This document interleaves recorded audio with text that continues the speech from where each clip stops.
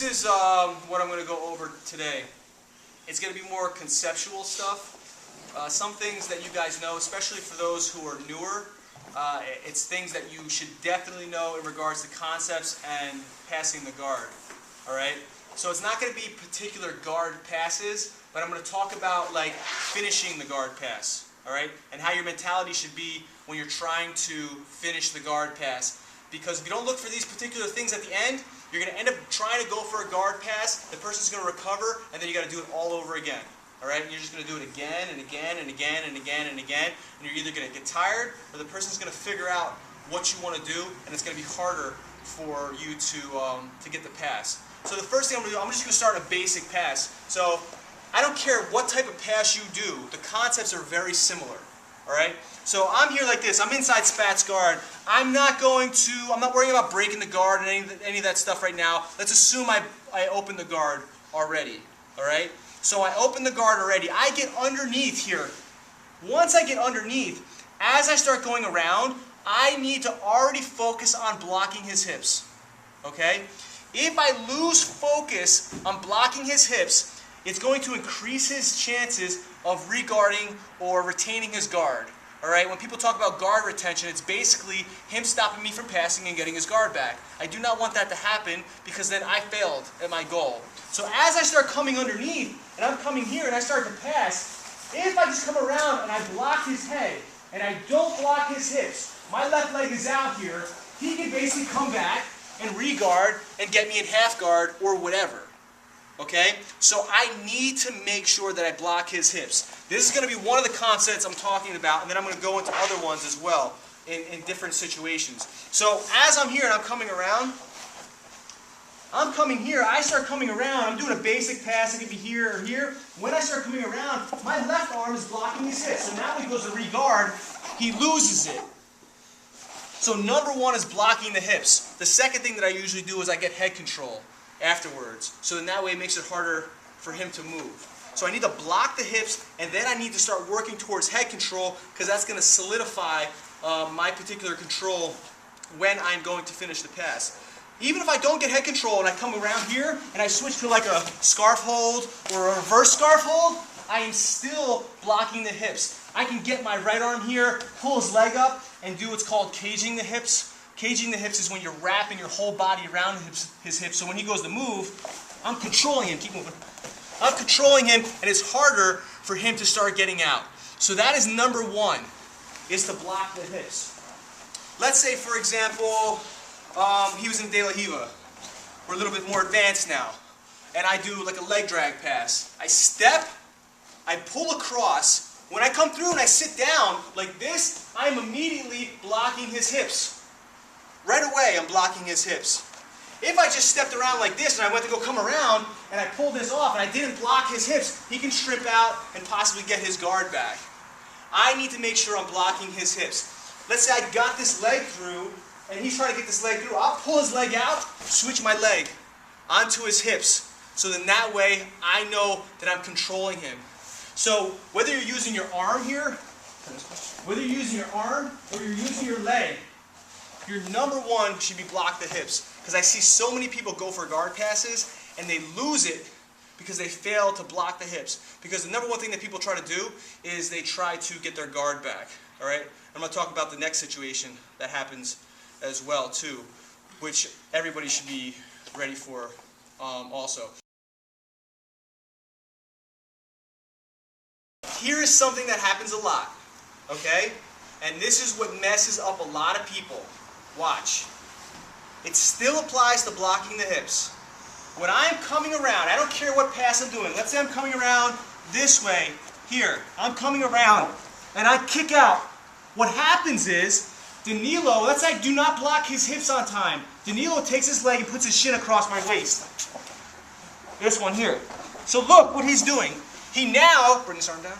He now has this shin across my waist. Okay? I see this happen a lot. And then you know what happens to people is they start doing this stuff. They keep moving around. They come here. They try to block the hips. They try to take their hand and put it inside here. I still want to block his hips. But the number one thing that I do is when I'm here, turn this way. When I'm here like this, I'm coming around, look at my left hand. I put my hand up on his toes. Here, like this. Keep your shin in front. So he's fighting to keep his shin in front. I put my hand on his toes. And I push it off. Now look at my right hand. Now I push his knee, and then I block his hips. So I still need to clear that out.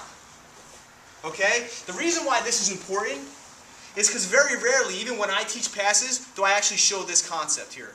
When the person gets the shin across. But it's a huge thing that happens. So as I'm going around, even if I go like this, here, boom, I start coming around and come here. Look, I can't get it. Look at my hand. Keep fighting. I push on his toes, and my right hand goes on his knee. And then I block the hips, and then I can block with my hand, too. So when his shin is across my body, I'll put my hand on his toes, all 4 toes, and I'll push straight down. Bring your foot up. Try to fight with me.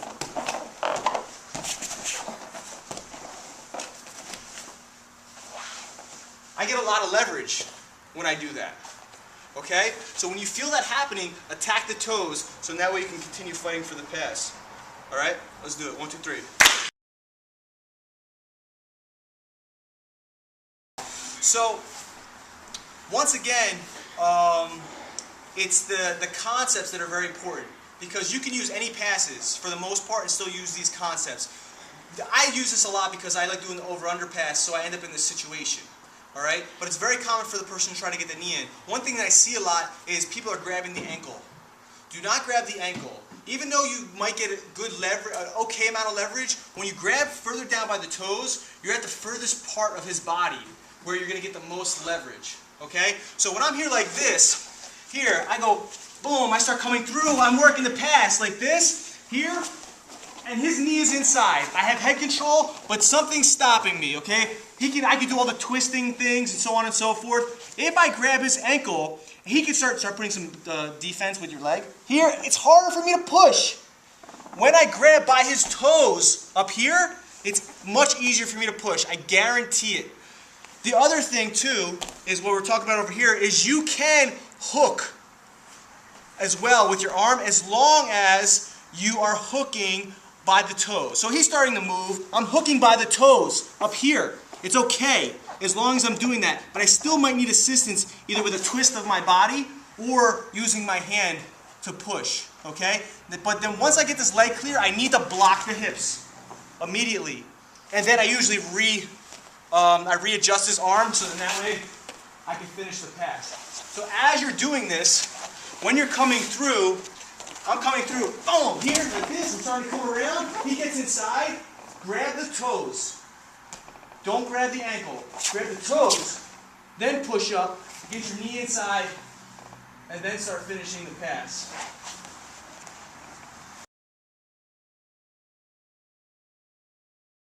I go to pass the guard, however. Bang, I'm here like this, we're not moving yet. Alright, like I can land a knee on belly. When I land a knee on belly, what am I doing? Who knows what I'm doing here?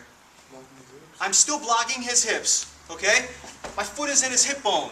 I'm still blocking the hips in some way, alright? Which establishes my control. For me, my particular game, I like to come a little bit lower. Alright, I'll play knee on belly for a second and I'll get to my positions, alright? So what happens is I start coming down or whatever pass I end up doing, and he decides to not try to re-guard. So what's the next thing he's going to try to do? The next thing he's going to try to get to his knees. Okay? So I have 2 options. When he starts trying to get to his knees here, like this, I can pause right there, I can no longer block his hips. Blocking his hips does not work anymore. Because when I block his hips, he is no longer trying to get the guard back. So I'm not blocking what his intention is. Alright, I'm almost helping him. So I need to redirect. Alright, some of you understand this and some of you don't. So instead of coming here, I redirect to the other side. Because now he's facing this way, which is one of the worst things for him to be doing, because then I can start attacking him, maybe get his back, maybe go for chokes, so on and so forth. So that's another concept. If the person starts escaping to their knees, we're looking for 2 things. 2 major things. There's other things. One is redirection, which is going around to the other side. And the second one is taking their back. by getting usually the near side hook in. Okay? So let's say I do an over-under pass. I'm here like this. Boom, I'm doing an over-under pass. I'm doing these concepts, blocking the hips, and he decides to go to his knees. Here, if I cannot go this way, I hardly ever go towards his legs. Because when I go towards the legs, if he rolls back down here, where am I? I'm back inside the guard. So what I do is, we're here, he goes, and I redirect. And then at this point, he's still on his knees. So I get my control, and then I start fighting for the back. So when the person goes to re-guard, if they go to re-guard, you block the hips, control the toes, clear that out.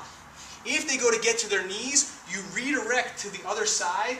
You start either getting them in side control, or you fight to take their back.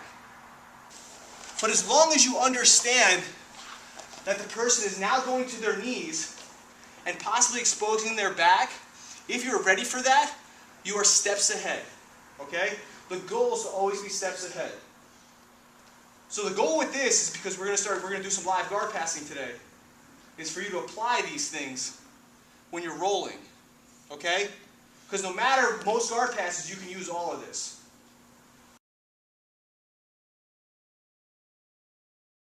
So what you need to know is that the two major things that are going to happen when you're going to pass the guard are the person's either going to try to get their guard back, or they're going to get to their knees. If they get to their knees, it can lead to them either getting their guard back, or it can lead to them standing up. Alright? But our goal is to pass the guard. We don't want any of that to happen. So if we are ready for it, we're going to increase our chances of passing the guard. So as I'm going to pass the guard, if he tries to get the guard back, here, boom, I come through, I'm blocking the hips in some way. He's getting his shin in, so I start pushing at the toes, and I still block the hips. My knee comes in, and I block the hips here. Okay? Another common thing that happens when I go to block the hips, especially if you did it successfully, and the person's here like this, is they bail out away from you. So he starts turning away from me. Once they do this, that's when you follow. Look how I'm connected to him. And then from here, Russ, you can come around this way. I'm connected to him, and then look at my right leg. Then my right leg shoots through. And I start taking the back. So if for some reason they cannot bail out the one way, if they can't get to their knees regularly by shrimping here and getting to their knees, a lot of people will turn away from you, which isn't necessarily the best thing to do. However, it does work for some who time it properly.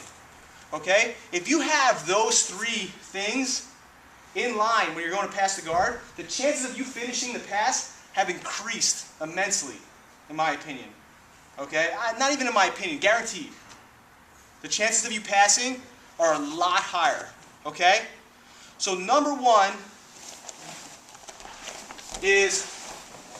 here, blocking the hips. I block the hips. Number two, he goes to get to his knees regular. Here, redirect. So I redirect here. I'm fighting to take the back. Number three is I pass here. I block the hips. I can't. He turns away from me. Then I attack the back from there. Look at my chest. It's connected to him the whole time. Then I start getting him. Alright? So if you have those three major concepts in your mind as you're trying to pass the guard, you will definitely increase the chance of finishing the pass.